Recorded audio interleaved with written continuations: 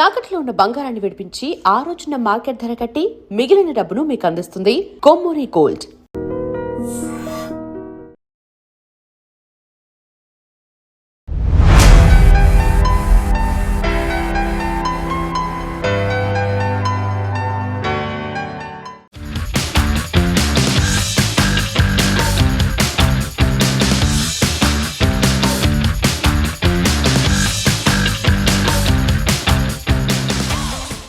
Ladies and gentlemen, welcome to iDream Media. నేను ప్రియదర్శన్, నాతో పాటు సీనియర్ జర్నలిస్ట్ భరద్వాజ్ గారు ఉన్నారు. ఈరోజు ఫిబ్రవరి 1, 2026 బ్రహ్మానందం గారు 70 సంవత్సరాలు పూర్తి చేసుకున్నారు. సో మన తెలుగు సినీ పరిశ్రమలో ఆయన్ని కింగ్ ఆఫ్ కామెడీ అంటాం, గాడ్ ఆఫ్ మేమర్స్ అంటాం. సో ఎప్పుడో జంధ్యాల గారితో మొదలైన ఆయన ప్రస్థానం ఇప్పటి లేటెస్ట్ డైరెక్టర్లకి కూడా అనుకువగా ఆయన ఎన్నో రకాల పాత్రలు ఇప్పటికీ మనం మీమ్స్లో చూస్తూ ఉంటాం. ఎప్పుడెప్పుడో సినిమాలు 'అరగుండు' అనే క్యారెక్టర్ 'ఆహనా పెళ్ళంటలోది' కావచ్చు, 'కాంతో గేమ్స్ వద్దు' కావచ్చు, 'కిల్ బిల్ పాండే' కావచ్చు, ఇలాంటి క్యారెక్టర్స్ ఎన్నో చూసాం. ఆయన గురించి ఇంకా మనకు తెలుసు ఆర్టిస్ట్ అని, అంటే చిత్రకారుడు, ఆయన గీసిన పటాలు కానీ, ఈవెన్ శిల్పి అని కూడా వింటూ ఉంటాం. సో ఒక లెక్చరర్ నుండి ఈరోజు కింగ్ ఆఫ్ కామెడీ వరకు ఎదిగిన ఆయన ప్రస్థానం మొత్తం గురించి కొంచెం డీప్గా మాట్లాడుకుందాం. సార్ నమస్తే. నమస్తే. బాగున్నారు సార్? బాగున్నాయి సార్. బ్రహ్మానందం గారు అనగానే ప్రతి ఒక్కరికి తెలియకుండానే నవ్వు వచ్చేస్తుంది. ఆ పేరు అలాగే ఉంది, నవ్వు వస్తూ ఉంటుంది. ఒక్కొక్కరు ఈ జనరేషన్ గాడ్ ఆఫ్ మేమర్స్ అంటారు, కింగ్ ఆఫ్ కామెడీ అంటారు. ఒకప్పుడు రోజులలో మీరు ఎప్పటి నుంచో ఆయన జీవితం మొత్తం చూశారు కాబట్టి, మీరు చాలాసార్లు ఆయన కలిసి ఉన్నారు కాబట్టి, ఆయన గురించి మీరేం చెప్తారు సార్? అంటే యాక్చువల్గా ఆయన్ని సినిమాకి పరిచయం చేసిన వాడు వేజర్ల సత్యనారాయణ గారు. వేజర్ల సత్యనారాయణ గారు డైరెక్ట్ చేసినటువంటి ఒక సినిమాలో హీరోకి ఉండేటువంటి 4 ఫ్రెండ్స్లోనూ ఒక ఫ్రెండ్గా ఆయన్ని తీసుకున్నాడు. అయితే ఈయన స్టేజ్ ప్రోగ్రామ్స్ చేసేవాడు. అత్తిలి కాలేజీలో తెలుగు లెక్చరర్గా పనిచేస్తూనే ఈ కల్చరల్ ఈవెంట్స్లో ఆయన పార్టిసిపేషన్ ఉండేది. ఆ పార్టిసిపేషన్లో ఆయన మిమిక్రీ చేసేవాడు, అలాగే మైమ్ చేసేవాడు. ఈ ఈ కళా కార్యక్రమాలు నడిచేవి. ఆయనకి చిన్నతనం నుంచి ఉంది, ఆ అభినవేశం ఉంది. ఆయన గుంటూరులో, అంటే అప్పట్లో నల్లపాడులో పీజీ సెంటర్ ఉండేది, నాగార్జున యూనివర్సిటీ లేదు. అప్పుడు ఎవరైనా పీజీ చేయాలంటే వెళ్తే విశాఖపట్నం వెళ్ళాలి, లేదంటే కనుక గుంటూరు నల్లపాడు పీజీ సెంటర్లో చేరాలి. అలా నల్లపాడు పీజీ సెంటర్లో ఆయన తెలుగు ఎంఏ చేశాడు. ఈ చేస్తున్న క్రమంలోనే ఆయన తన ఫ్రెండ్ సర్కిల్లో ఆయన చాలామందిని ఇమిటేట్ చేయటము, రేలంగి గారిని, పద్మనాభం, వీళ్ళందరినీ ఇమిటేట్ చేయటము. అలాగే అప్పుడు రిలీజ్ అయినటువంటి సినిమాల్లో ఉన్న క్యారెక్టర్ని రేలంగి గారైతే ఎలా పెర్ఫామ్ చేస్తారు, ఇలాంటివి చేసి చూపించటం, ఈ విన్యాసాలు చేస్తూ ఏదో రోజున సినిమా పరిశ్రమకి వెళ్ళి ఏదో ఒక స్థాయిలో, అంటే రేలంగా లేకపోతే పద్మనాభమా, ఏదో ఒక స్థాయిలో నిలబడాలి అనేటువంటి కోరిక కూడా ఆయన తన సర్కిల్లో చెప్తూ ఉండేవాడు. అలా ఆ అంబిషన్ ఉండేది. ఆయన స్టేజ్ పెర్ఫార్మరు. ఇదంతా చూస్తూ ఉండేవాళ్ళు, చాలామంది గమనించేవాళ్ళు. ఈ గమనిస్తున్నటువంటి సందర్భంలోనే ఆయనకు ఆ మొదటి అవకాశం దొరికింది. అలాగే ఈయన తెలుగు ఎంఏ చదవటము, అలాగే సాహిత్య స్పృహ ఉంది ఆయనకి. కావ్యాలు చదువుకున్నాడు. ఈ కావ్యాలు చదువుకోవటం, అలాగే ఆయనలో ఇంకొక పెయిన్ కూడా ఉంది. ఆయన వెనకబడిన తరగతుల నుంచి వచ్చినటువంటి వాడు కాబట్టి తన జీవితము, తన ఇది తెలుసు ఆయనకి, పెయిన్ తెలుసు లైఫ్లో. ఆయన ఆ ఫ్యామిలీలో, ఆయన సత్తెనపల్లి దగ్గర గ్రామంలో నుంచి మొదలైంది ఆయన ప్రయాణం. మొదలైనప్పుడు ఆయన కుటుంబము, ఆ పేదరికము, ఇంట్లో ఉన్నటువంటి పరిస్థితులు, ఆడపిల్లలు, ఈ పేదరికం చూసి ఉండటం వలన జీవితం ఆయనకు ఓపెన్గా తెలుసు. ఈ తెలియటం అనేది డెఫినెట్గా జీవితంలో ఉండే విషాదం తెలిసిన వాడే దాన్ని ఆలంబనగా కామెడీని చాలా అద్భుతంగా నడపగలడు. ఆయన కామెడీ చేశాడని మనం అనుకుంటాం, కానీ ఆ పాత్రలో ఉండేటువంటి ఒక విషాదాన్ని ఆయన పలికిస్తాడు. అది జనాలకి కామెడీగా కనిపిస్తుంది. అలా లైఫ్ ఉంటుంది ఆయన కామెడీ చేయటంలో, ఆయన క్యారెక్టర్స్లో. అంటే ఆ క్యారెక్టర్ డిజైనింగ్ చేసేటప్పుడు ఆ రైటరు, డైరెక్టరు ఏమనుకుని చేశారు, ఏది అంటే ఈ క్యారెక్టర్ ద్వారా ఆడియన్స్ నుంచి ఏ రకమైన రెస్పాన్స్ను వాళ్ళు కోరుకుంటున్నారు అనేది పట్టుకునేవాడు ఈయన బ్రహ్మానందం. అది సక్సెస్ ఆయనకి. పట్టుకుని దాన్ని యాజ్ ఇట్ ఈజ్గా అక్కడ నిలబెట్టేవాడు ఆ క్యారెక్టర్లో. ఆ నిలబెట్టడం వలన క్యారెక్టర్ పండేది. అందుకని ఆయన ఒక డైరెక్టర్ దగ్గర ఒక రైటర్ రాసినటువంటి క్యారెక్టర్ చేస్తున్నప్పుడు కనిపించిన విధంగా ఇంకొక రైటర్ రాసిన క్యారెక్టర్లో ఇంకో డైరెక్టర్ చేస్తున్న సినిమాలో ఆయన ఉండడు. వర్మగారి సినిమాలో బ్రహ్మానందం వర్మగారి పద్ధతిలో ఉంటాడు. బాపు గారి సినిమాలో కూడా యాక్ట్ చేశాడు ఆయన. అప్పుడు వాళ్ళ ధోరణిలో ఉంటాడు. రమణ గారు బాపు గారు ధోరణిలో బ్రహ్మానందం అక్కడ దర్శనం ఇస్తాడు. అలా రాఘవేంద్రరావు గారి సినిమాలో బ్రహ్మానందం ఒకలా ఉంటాడు. కోదండరామిరెడ్డి గారి సినిమాల్లో బ్రహ్మానందం ఒకలా ఉంటాడు. ఇవన్నీ కలిసి బ్రహ్మానందం బోరు కొట్టలేదు జనాలకి. బ్రహ్మానందం ఇప్పుడు చేసినా కానీ చూడటానికి జనాలు సిద్ధంగా ఉన్నారు. ఆయన ఫుల్ లెంగ్త్ కామెడీ రోల్స్ అంటే ఒక దశలో బ్యాక్ ఫుట్లో బ్రహ్మానందం లాంటి కార్యక్రమాలు కొన్ని టీవీ ఛానల్స్లో ప్రసారమైనాయి. అంటే మొనాటనస్గా మారింది ఆయన హాస్యము అని ఎస్టాబ్లిష్ చేసే ప్రయత్నాలు జరిగాయి. కానీ ఆయన మొనాటనస్ కాదు, మొనాటనస్ అనిపించలేదు జనాలకి. అలా అనిపించేలాగా కొంతమంది డిజైన్ చేశారు కానీ ఆయన మొనాటనస్ కాలేదు. అలా అయ్యే అవకాశం లేదు. ఒకే తరహా కామెడీ చేయలేదు ఆయన ఈరోజు. చాలా డిఫరెంట్గా వెళ్ళాడు. ఇప్పుడు రాజ్బాబు గారికి ఒక పద్ధతి ఉండేది. ఆయన ఒకే స్టైల్లో కొన్ని క్యారెక్టర్లు చేసుకుంటూ వెళ్ళటం వలన మొనాటనస్ అయింది. తర్వాత ఆయన మార్చుకున్నాడు. కానీ బ్రహ్మానందం తన ధోరణిలో ఆ క్యారెక్టర్ని అడాప్ట్ చేసుకోవడం అనేది ఎప్పుడూ చేయలే. అది బ్రహ్మానందం గొప్పతనం. రేలంగి గారు చేసేవాడు అలాగే. ఆయన ఏ డైరెక్టర్ దగ్గరికి వెళ్తే ఆ ధోరణిని అడాప్ట్ చేసుకునేవాడు, ఆ క్యారెక్టర్లో అది పలికించేవాడు తప్ప తనుగా ఉండేది కాదు ఆ క్యారెక్టర్. బ్రహ్మానందం ఉండడు అక్కడ. ఆ క్యారెక్టర్ ఉంటుంది. ఆ క్యారెక్టర్లో డైరెక్టర్ ఏం చెప్పదలుచుకున్నాడు, డైరెక్టర్ ఏం ఆశిస్తున్నాడు, అలాగే రచయిత ఏమి ఆశించి ఆ పాత్రని డిజైన్ చేశాడు, అవి మాత్రమే ఉంటాయి తప్ప బ్రహ్మానందం ఉండడు. బ్రహ్మానందం లేకపోవడం వలన ఆ పాత్రలు ఉన్నాయి. అందుకని బ్రహ్మానందం బోరు కొట్టడు. బోరు కొట్టని బ్రహ్మానందం ఆయన. అందుకని ఆయన అన్ని సినిమాలు చేసి గిన్నీస్ బుక్ రికార్డు కొట్టి ఇన్ని చేసినప్పటికీ ఇప్పుడు అడపాదడప ఆయన తెర మీద కనిపించగానే థియేటర్లో ఒక కోలాహలం కనిపిస్తుంది. ఆయన జాతిరత్నాలు సినిమాలో జడ్జి పాత్రలో కనిపించిన, రీసెంట్గా కూడా ఆయన ఒక సినిమాలో కనిపించాడు. కనిపించిన థియేటర్లో ఆ రెస్పాన్స్ ఉంటుంది. ఆయనకి ఆ ఆదరణ ఇప్పటికీ ఉంది. ఆయన 77 అనేది కూడా జనాలు ఎవరు పట్టించుకునే మూడ్లో లేరు. ఆయనకి అంటే ఆ తాత అవతారం అనే సినిమా ఆ రోజుల్లో వేజల సత్యనారాయణ గారు తీసిన సినిమా ద్వారా సినీ ఎంట్రీ ఇచ్చినప్పటికీ ఆయనకి పేరు తీసుకొచ్చిన సినిమా జంధ్యాల గారి అహనా పెళ్ళంట. రాజేంద్ర ప్రసాద్ హీరోగా యాక్ట్ చేశాడు, రజనీ హీరోయిన్. ఆ సినిమాలో కోట శ్రీనివాసరావుకి అది ఒక ప్రత్యేక పాత్ర సినిమాలో. అలాగే కోట శ్రీనివాసరావు అసిస్టెంట్గా ఈయనదో ప్రత్యేక పాత్ర. ఆ క్యారెక్టర్లు డిజైన్ చేయటంలోనే ఆయన కొంచెం రూటెడ్గా వెళ్ళాడు. అంటే విపరీతమైన డీటెయిల్స్ వర్కౌట్ చేశాడు రెండు క్యారెక్టర్లకి. ఆ డీటెయిల్స్ వర్కౌట్ చేయటం, దాన్ని పలికించటం అనేది, డీటెయిల్స్ వర్కౌట్ చేస్తేనే పాత్రలు ఎలివేట్ కావు. ఆ నటులు కూడా వాటిని అర్థం చేసుకోవాలి. అంటే ఎంత రూటెడ్గా రైటర్ డిజైన్ చేశాడో అది వాళ్ళకి అర్థం కావాలి. అర్థమైనప్పుడే ఆ పెర్ఫార్మెన్స్ వస్తుంది. అది ఆ రెండు క్యారెక్టర్లోనూ జరిగింది. కోట శ్రీనివాసరావులోనూ జరిగింది, బ్రహ్మానందంలోనూ జరిగింది. అందుకని ఆ సినిమా అంత పెద్ద విజయం సాధించింది. అలా ప్రతి సినిమాలోనూ ఒక టిపికల్ మేనరిజం.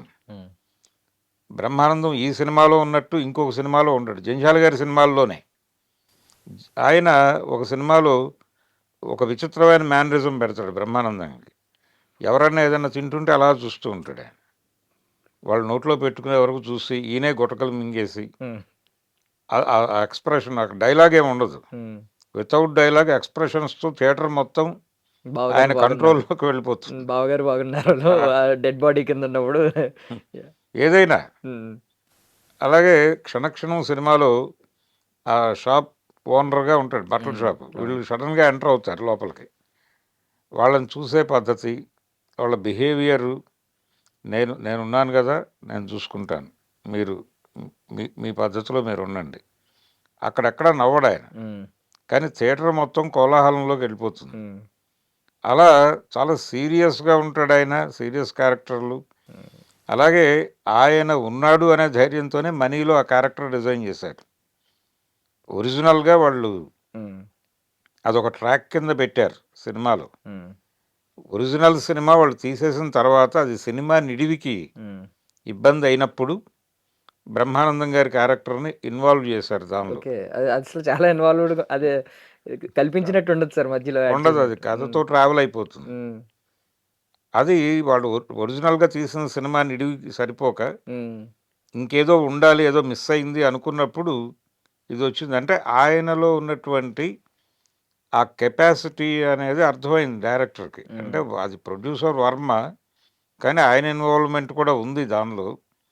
అలాగే కృష్ణవంశీ గారు, శివనాగేశ్వరరావు గారు వీళ్ళందరూ హ్మ్. ఆ సినిమాకి మనసు పెట్టి పనిచేశారు. ఒక కొత్త తరహా హాస్య చిత్రాన్ని ప్రపంచానికి పరిచయం చేయాలి అన్న ఉద్దేశంతో చేసిన సినిమా అది. హ్మ్.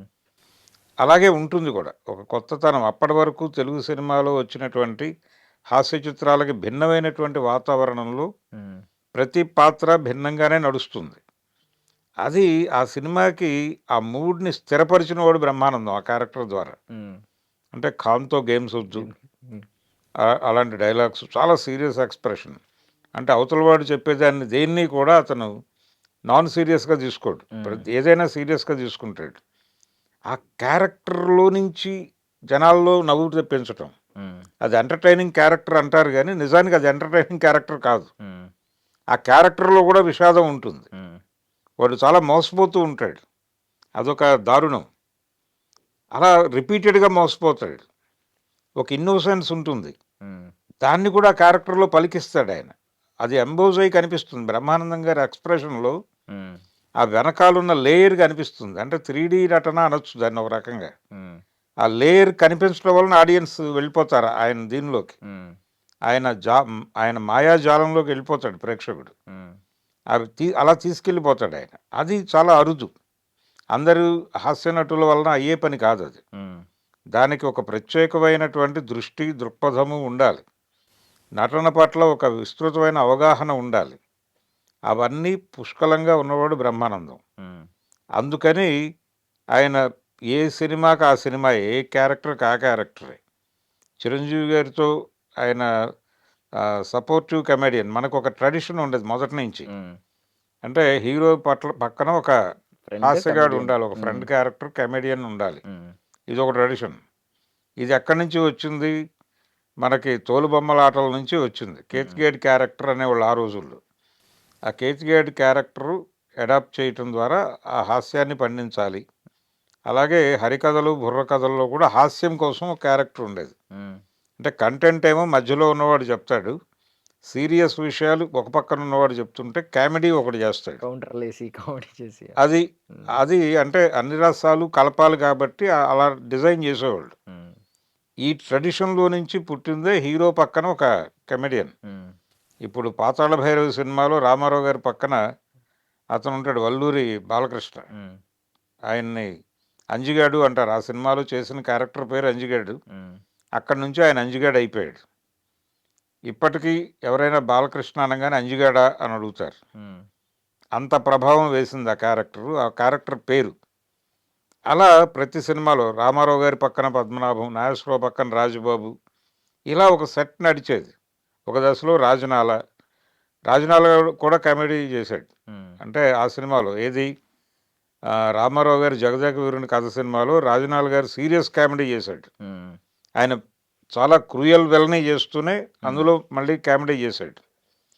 అలాంటి ఒక ధోరణి బ్రహ్మానందంలో కనిపిస్తుంది. దానికోసం ఆ క్యారెక్టరు జనరల్ కమెడియన్ చేస్తే పండదు. ఏది 'జగదేక వీరుని కథ' సినిమాలో రాజనాల చేసిన క్యారెక్టరు హ్మ్. ఒక జనరల్ కమెడియన్‌తో కూడా చేయించొచ్చు. కానీ పండదు. హ్మ్. దానికి ఒక టిపికల్ ఎక్స్‌ప్రెషన్ కావాలి. అది రాజనాలతోనే సాధ్యమవుతుందని కేవీ రెడ్డి గారు అది డిజైన్ చేశాడు. హ్మ్. బ్రహ్మానందంతో ఆ ప్రాబ్లం లేదు. బ్రహ్మానందం అంతే సెటిల్డ్‌గా చేయగలడు ఆ హ్మ్. క్యారెక్టర్‌ను. పక్క సినిమాలో ఒక కేతిగాడు తరహా పాత్ర చేసి ఇమ్మీడియేట్‌గా ఇలాంటి సీరియస్ రోల్ కూడా చేయగలడు. హ్మ్. ఆ వేరియేషన్ చూపించటం మనకి ఈయన సినిమాల్లో కనిపిస్తుంది. వర్మ సినిమాలో బ్రహ్మానందం అలాగే ఉంటాడు. శివనాగేశ్వరరావు గారు బ్రహ్మానందం ఆయన ఒకలా కనిపిస్తాడు. ఆయన సినిమాల్లో కూడా బ్రహ్మానందం గారు అద్భుతమైన క్యారెక్టర్లు చేశాడు. ఉమ్, ఇలా ప్రతి డైరెక్టర్ దగ్గర వాళ్ళ ఊహల్లో పురుడు పోసుకున్నటువంటి పాత్రల్ని ఈయన తన పద్ధతిలోకి అడాప్ట్ చేసుకుని వాటిని విపరీతంగా ఎన్హాన్స్ చేసి నటించేవాడు.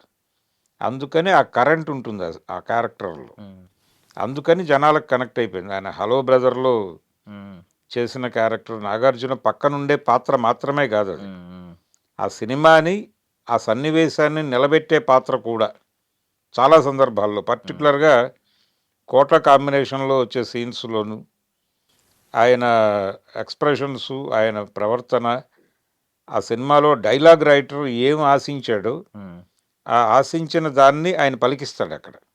అంతకు మించి దానికి ఒక 2 రెట్లు వేసి మరీ పలికిస్తాడు. అలా అలాంటి ఎంబోజ్ చేసి నటించేటువంటి నటుడు ఆయనకి ఒక అద్భుతమైన అవకాశం అది అరగుండు క్యారెక్టర్ దొరకటం, ఉమ్, అహనా పెళ్ళంటలో. ఉమ్, అలాగే అదే టైంలో దానికి కొంచెం ముందు అంటే చంటబ్బాయి సినిమా షూటింగ్ టైంలో చిరంజీవి గారికి జంధ్యాల గారి ద్వారా పరిచయం అయింది. ఉమ్, ఆ పరిచయం అయిన తర్వాత పసివాడి ప్రాణం సినిమాలో ఒక చిన్న బిట్లో కనిపిస్తాడు బ్రహ్మానందం గారు. ఉమ్, జస్ట్ ఆ రోడ్డు మీద నడుచుకుని వెళ్ళే క్యారెక్టర్. ఉమ్, అంటే అతని నడిచే పద్ధతి చూసి ఆ పిల్ల ఐడెంటిఫై చేస్తుంది, ఇలాంటి ఇలాంటి వాకింగే ఉంటుంది. ఇలాంటి వాకింగ్ ఉన్నవాడే నా జీవితంలో వెళ్ళనని ఉమ్, ఐడెంటిఫై చేసేటువంటి క్యారెక్టరు. ఉమ్, అది బ్రహ్మానందాన్ని కొంచెం విచిత్రంగా చూశారు జనాలు ఆ క్యారెక్టర్లో. ఉమ్, బ్రహ్మానందం ఏ క్యారెక్టర్ వేసినా ఆ క్యారెక్టరే కనిపిస్తుంది అనడానికి అది కూడా ఒక ఉదాహరణ. ఆ తర్వాత చిరంజీవి గారితో ఆయనకు పరిచయం, ఇక అక్కడి నుంచి ఆ ట్రావెలు, ఆయనతో చేసిన సినిమాలు ఘరానా మొగుడు, వీటిలో ఉమ్, బ్రహ్మానందం క్యారెక్టర్ నడిచే పద్ధతి, ఆయన ఆ తరహా పాత్రలు అలాగే చేసేవాడు. అవి అవి ఎలా కావాలో అలాగే చేసేవాడు. రాజుబాబు తరహా కామెడీ చేసేవాడు అక్కడ, పద్మనాభం తరహా కామెడీ చేసేవాడు. ఉమ్, ఇంకొక సినిమాలో ఇంటలెక్చువల్ కామెడీ చేసేవాడు రేలంగి గారి లాగా. రేలంగి గారి లాగా అనుకుంటాం కానీ రేలంగి కూడా కాదు, ఈయన ధోరణే, ఉమ్, బ్రహ్మానందం ధోరణిలోనే నడుస్తుంది అది. ఇలా నడపాలంటే ఆయనకి విస్తృతమైన పరిజ్ఞానం ఉండాలి. ఆ పరిజ్ఞానం ఆయనకి జీవితంలో నుంచి, అనేక అనుభవాల్లో నుంచి స్వతహాగా అబ్బింది. దాంతో పాటు విస్తృతంగా చదువుకున్నాడు ఆయన. ఉమ్, ఆ చదువుకునే క్రమంలో ఆయనలోకి అనేక పాత్రలు ఇంకినాయి. ఆ ఇంకిన పాత్రల నుంచి ఆయన ప్రదర్శన ఉండేది. అందుకని బ్రహ్మానందం అలా ఒక రకంగా ఆయన ఎవరితోనూ పోల్చదగినటువంటి నటుడు కాదు. ఉమ్, అంటే కొన్ని సందర్భాల్లో కొంతమంది అంటారు అదేదో రేలంగి తర్వాత అంటారు కానీ అలా వాళ్ళ తర్వాత వీళ్ళలాగా అనేటువంటివేవి కుదరవు బ్రహ్మానందంతో. ఉమ్, బ్రహ్మానందం బ్రహ్మానందమే అంతే, ఇక ఎవరితోనూ పోలికలు లేవు. ఉమ్, హాస్యనటుల కుటుంబంలో ఆయనది ఒక స్పెషల్ పేజీ. ఆయన గిన్నీస్ బుక్ అవార్డు కొట్టాడు. ఉమ్, అంటే అన్ని క్యారెక్టర్లు చేశాడు, ఎక్కడా కూడా జనాలు మొనాటనస్గా అనుకోలేదు. ఉమ్, అనుకుంటున్నారు అని కొంతమంది అనుకున్నారు కానీ, అంటే ఎక్కువ సినిమాలు చేసేస్తున్నాడు ఈయన, మొనాటనస్ అయిపోయాడు అనుకున్నారు కానీ ఉమ్, యాక్చువల్గా ఆయన ఆడియన్స్కి మొనాటనస్ అవ్వాలి. ఉమ్, ఇప్పటికీ ఆయనతో ఫుల్ లెంగ్త్ రోల్ చేయిస్తే చేయడానికి ఆయన సిద్ధంగానే ఉన్నాడు. ఉమ్, ఆయన కొంచెం వయసు ఇబ్బంది పెట్టినప్పటికీ తన్ని తాను అలా మౌల్డ్ చేసుకుని ఉన్నాడు. ఆయన క్యారెక్టర్లోకి వెళ్ళిపోయిన తర్వాత ఇంకా ఆయన ఏజ్ని ఉమ్, పట్టించుకోడు, తన ధోరణిలో తను వెళ్తాడు. ఎక్స్ప్రెషన్స్లో ఉమ్, చాలా సున్నితమైనటువంటి ఎక్స్ప్రెషన్లో ఆయన పండించేటువంటి హాస్యం, డైలాగ్ లేకుండా. ఉమ్, అంటే డైలాగ్ ఓరియంటెడ్ కామెడీ చేసే ఆర్టిస్టులు చాలామంది ఉన్నారు మనకి. ఉమ్, డైలాగ్ మాడ్యులేషన్ ద్వారా కామెడీ పుట్టించే వాళ్ళు ఉన్నారు. ఉమ్, అసలు వీటితో సంబంధం లేకుండా తన ప్రెజెన్స్ నుంచి ఒక భావాన్ని ఆడియన్స్లోకి పంపు చేయగలగటం అనేది ఉమ్, బ్రహ్మానందం సాధించినటువంటి ఒక అద్భుతమైన విజయం. ఆయన బర్త్డే ఈ రోజున ఆయన గురించి మాట్లాడుకుంటున్నాం మనం. ఉమ్, ఆయన ఇంకా అనేక సినిమాలు చేయాలనే కోరుకుంటున్నాను నేను. ఆయన అలా అంటే ఆయన లీజర్ దొరికింది అని ఆయన ఏదో బొమ్మలేస్తున్నాడు, ఉమ్, తనలో ఉన్నటువంటి అనేక ఇతర కళారూపాలని ప్రపంచం ముందు ప్రదర్శిస్తున్నాడు. కానీ ఉమ్, నటుడిగాను ఒక అద్భుతమైన దర్శకుడు కూడా ఉన్నాడు ఆయనలో, ఉమ్, ఒక అద్భుతమైన రచయిత ఉన్నాడు. వాళ్ళు కూడా ఎగ్జిబిట్ కావాలి జనాలకి. ఆయన ఎంత అర్థం చేసుకుని నటిస్తాడంటే ఈ మధ్య కాలంలో వచ్చినటువంటి సినిమా ఒకటి. రంగమార్తాండ ఉమ్, రంగమార్తాండ అంటారు. రంగమార్తాండ. ఉమ్, రంగమార్తాండ సినిమాలో ఒక సన్నివేశం అది కల్పించారు. అందులో దానవేరు సూరకర్ణలో డిలీట్ అయిపోయిన సీన్ అని చెప్పి ఒక సన్నివేశం కల్పించారు. ఉమ్, ఆ కల్పించిన అంటే ఆ సినిమాకి రైటర్గా పనిచేసినటువంటి కొండవీటి వెంకటకవి ఆయన ఏ ఎమోషన్లో వెళ్తాడు అనేది ఆ మోతాదు తెలిసినవాడు ఈయన. ఉమ్, అందుకని ఆ సన్నివేశం చాలా అద్భుతంగా పలికింది సినిమాలో. ఆయన ఏ ధోరణిలో చెప్తాడు అవతల వాళ్ళకి అనేది కూడా పట్టుకుని ఆ ధోరణిలో చెప్పాడు ఈయన. ఉమ్, ఆ సీన్లో ఆయన నటించిన పద్ధతి. అలాగే అవతల వైపు ఈయన కౌంటర్ పార్టు ఉమ్. ప్రకాష్ ప్రకాష్ రాజ్. రాజ్ గారు. ఇద్దరి కాంబినేషన్లో ఆ సన్నివేశం సినిమాకి ఒక లేని వెలుగుని తీసుకొచ్చింది. ఉమ్, అది చేయగలగటం బ్రహ్మానందం వల్ల మాత్రమే అవుతుంది, ఇంకొకళ్ళ వల్ల ఏ పని కాదు అది. అందుకని బ్రహ్మానందం ఈజ్ బ్రహ్మానందం అంతే. ఉమ్, ఆయనకి ఎవరితోనూ పోలిక లేదు. ఆయన మొనాటనస్ కాదు. ఆయన జనాలు ఎప్పటికీ కోరుకునేటువంటి నటుడు. ఇప్పటికీ జనం కోరుకుంటున్నారు, ఈ జనరేషన్ వాళ్ళు కూడా కోరుకుంటున్నారు. ఉమ్, ఆయన దగ్గర నుంచి నేర్చుకున్న వాళ్ళు ఉన్నారు. అంటే ఆయనకి ముందు ఉన్నటువంటి హాస్య నటులు వాళ్ళ ధోరణి వేరు, బ్రహ్మానందం ధోరణి వేరు. బ్రహ్మానందం సెట్ చేసినటువంటి బాడీని అడాప్ట్ చేసుకుని ఉమ్, ఒక రకంగా తెలుగు సినిమా హాస్య నటనని అడ్వాన్స్ చేసినవాడు బ్రహ్మానందం. ఉమ్, అందుకని పరిశ్రమ కూడా గుర్తుపెట్టుకుని తీరాల్సినటువంటి నటుడు ఆయన. ఉమ్, అందుకని ఆయనకు ఏదో కేంద్ర ప్రభుత్వం పద్మశ్రీ పురస్కారం ఇచ్చింది, ఉమ్, కానీ అది చాలదు. ఆయనకి ఇంకా పురస్కారాలు రావాల్సినటువంటి అవసరం ఉంది. ఉమ్, అలాగే ఆయన్ని పరిశ్రమ ప్రాపర్గా సన్మానించలేదని కూడా నేను అనుకుంటున్నాను. అంటే ఆయనకి అడపాదడప ఏదో వేదికల మీద మైక్ ఇవ్వటం, ఆయన ధోరణిలో ఆయన మాట్లాడటం ఉమ్. జరుగుతోంది, కానీ ఒక ఆర్టిస్ట్కి లభించాల్సినటువంటి పూర్తి స్థాయి సన్మానం కూడా ఆయనకి దక్కలేదు అనేది నా ఫీలింగ్. సో బ్రహ్మానందం ఇప్పటికీ దాన్ని అది చేయాలి ఆయనకి. అది చేయకపోతే ఒక రకంగా వీళ్ళు కృతజ్ఞులుగా మిగిలిపోతారు ఉమ్. Industry people. అందుకని అవన్నీ జరగాలి. బ్రహ్మానందం గారి జీవితంలో ఉమ్. చాలా సెలబ్రేషన్ ఉంది ఇంకా. అలాగే ఆయన పోషించాల్సినటువంటి పాత్రలు ఉన్నాయి. ఆయన కంట్రిబ్యూషన్ ఇంకా ఇండస్ట్రీకి కావాలి. ఆయన ఇంకొంచెం యాక్టివ్ అయ్యి ఈ బర్త్డే నుంచి తన ప్రభని ముందుకు తీసుకెళ్తాడని ఆశిద్దాం. Thank you sir. Thank you so much for your valuable time sir. Thank you.